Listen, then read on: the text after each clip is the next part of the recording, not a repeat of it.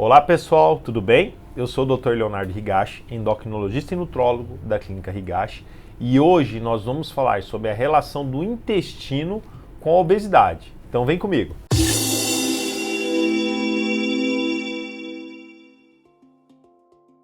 Então antes de começar, se você gosta dos nossos vídeos, se inscreve no canal, dá um like, compartilha que vocês nos ajudam a trazer mais conteúdo desses para vocês. Então, para falar sobre esse assunto, eu vou responder uma pergunta da Maria Laura, que faz o seguinte questionamento: doutor, tenho ouvido falar muito da relação da obesidade com o intestino. Você pode me explicar sobre o assunto? O meu intestino é péssimo e preciso emagrecer. Sim, Maria Laura, isso é verdade. Existe uma relação importante nos últimos anos, se estuda muito sobre esse assunto, da relação do intestino com o aumento de peso. E não só aumento de peso, com aumento de várias doenças metabólicas. Então, para falarmos sobre o intestino, nós precisamos compreender que existe vários micro-organismos que vivem dentro do nosso intestino, onde tem uma microbiota intestinal. A microbiota intestinal, 70% são de bactérias, mas tem um pouco de fungo, tem vírus, tem protozoários, tem árquea, que é um micro-organismo unicelular que é semelhante às bactérias, mas que não causa nenhuma patologia. E existe uma diversidade tão grande dentro do nosso intestino, onde você tem pelo menos 100 tipos diferentes de bactérias no intestino, onde você tem uma diversidade muito grande genética. 150 vezes mais genes que o genoma humano. Isso dá 37 trilhões de bactérias. É quase igual o número de células do corpo humano. E a nossa microbiota, ela é influenciada já desde o nosso nascimento, ali, a hora que o bebê nasce, né, se ele faz de parto normal, a hora que desce pelo canal vaginal, ele coloniza essa microbiota com a microbiota da mãe, ou, obviamente, se ela não for de parto normal, vai ser por cesárea, e os estudos sugerem que pode colonizar por bactérias do hospital, né? Então, mostrando já a diferença da microbiota ao depender lá desde o nosso nascimento. Mas é influenciado também por fatores ambientais. O que nós comemos, as toxinas que nós expomos, os remédios que nós tomamos, como por exemplo antibióticos. E isso tudo vai influenciar na saúde da microbiota intestinal. E o que os estudos ultimamente têm mostrado? Que uma pessoa com uma microbiota obesa, ela vai ter tendência de engordar por alguns mecanismos. Um deles é por extrair mais caloria dos alimentos. Então come a mesma coisa que uma pessoa que tem uma microbiota de magro, mas engorda mais, porque extrai mais caloria dos alimentos. Outro é por regulação do centro de apetite da saciedade.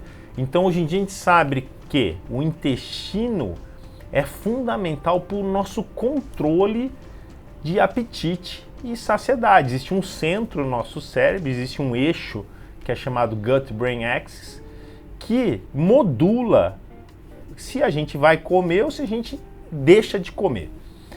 E por acumular mais células de gordura, né? Principalmente por gerar uma inflamação crônica e gerar mais resistência insulínica, que está relacionado à piora da ação da insulina, que é um hormônio extremamente anabólico que favorece o acúmulo de gordura. Então, como falei para vocês, o nosso intestino ele regula o nosso centro do apetite e da saciedade. Nós temos um centro no cérebro do apetite e da saciedade, um que é anorexígeno, que é o PONC e CART, e outro que é orexígeno, que é neuropeptídeo Y, e o AGPRP, que o intestino produz através da fermentação de fibras, ácidos graxos de cadeia curta, a sua célula intestinal a produzir hormônios, como por exemplo GLP-1 e peptídeo Y, que sinalizariam lá no cérebro para você parar de comer, ou seja, regulando o nosso apetite e saciedade. Outro fator muito importante é esse que eu falei, de extrair, estudos como esse mostrando que uma microbiota do obeso alterada extrairia mais caloria dos alimentos e isso favoreceria o aumento de peso. Além do que, uma microbiota permeável absorveria pedaços de parede de bactérias gram-negativas que são chamados LPS e isso geraria uma resistência insulínica, fazendo que a insulina funcionar mal, e aí como a insulina funciona mal, teria que liberar mais insulina, e quanto mais insulina, favoreceria mais o acúmulo de gordura devido à ação anabólica da insulina. E outro fator é que a microbiota alterada, uma microbiota que não saudável, você diminui o gasto energético. Por outro lado, uma microbiota saudável favoreceria a lipólise, o gasto energético e também a ativação de uma gordura chamada gordura marrom, que é a gordura termogênica. Então, os estudos demonstram, como esse, que a microbiota de uma pessoa normal é diferente de uma microbiota de uma pessoa obesa. E aí, existe uma relação diferente, a pessoa normal tem mais bacteroides e o obeso ele tem mais firmicutes. Uma microbiota de alta diversidade e estabilidade, enquanto o obeso ele tem baixa diversidade. E isso geraria mais inflamação e mais resistência insulínica. Enquanto a microbiota saudável melhoraria a ação da insulina. Isso favoreceria menos risco de doenças cardiovasculares, diabetes e obesidade. E o que se fazer? A verdade é que várias coisas podem influenciar na saúde da microbiota, como por exemplo uma alimentação rica em vegetais, legumes e verduras, favoreceria, por exemplo, a produção de ácidos graxos de cadeia curta, que além de estimular hormônios que aumentam a saciedade, ajudaria a diminuir a inflamação. Exercício físico ajuda a melhorar a microbiota intestinal. Evitar o uso de remédios que alteram a nossa microbiota, como por exemplo o uso de antibióticos. Já tem estudos mostrando que crianças que usaram muito antibiótico na infância têm mais risco de obesidade no futuro. O próprio jejum, tem estudos que demonstram que o jejum melhora a microbiota intestinal.